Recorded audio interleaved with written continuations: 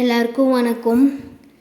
இன்றைக்கி வந்துட்டு பாலஸ்தீனில் இருக்கக்கூடிய மக்கள் ரொம்பவுமே 3 நாளாக போர்னால் பாதிக்கப்பட்டுட்ருக்காங்க. குறிப்பாக ரஃபாங்கிற பகுதியில் இருக்கக்கூடிய மக்கள் குழந்தைங்கள்லேருந்து பெரியவங்க வரைக்கும் தங்களோட வாழ்க்கையை காப்பாற்றிக்கிறதுக்காக போராடிட்டு இருக்காங்க.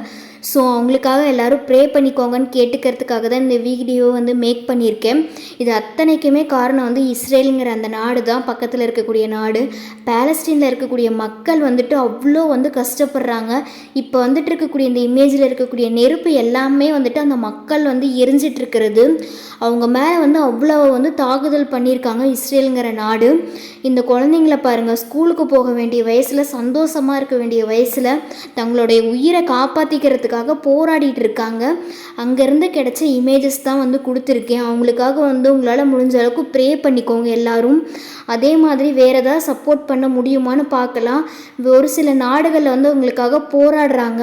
அதுக்கூட இமேஜ் தான் இது. அந்த குழந்தைங்கள பாருங்கள். இப்போ வரக்கூடிய இந்த ஸ்க்ரீனில் வரக்கூடிய இந்த ஆள் தான் இஸ்ரேலோட பிரதமர். இவன் தான் பாலஸ்தீன் மக்களை கொன்று குவிச்சிட்டு இருக்கான். கேட்டால் ஹமாஸ் அப்படிங்கிற தீவிரவாதத்தை ஒழிக்க போகிறேன் அப்படின்னு சொல்கிறான். ஆனால் அங்கே இருக்கவங்க ஹமாஸ் இனத்தவரே கிடையாது. இயல்பு வாழ்க்கையை வாழக்கூடிய மக்கள் தான் சாகுறாங்க இந்த ஆளால். ஸோ முடிஞ்ச அளவுக்கு ப்ரே பண்ணிக்கோங்க. இதுக்காக தான் இந்த வீடியோ மேக் பண்ணியிருக்கேன்.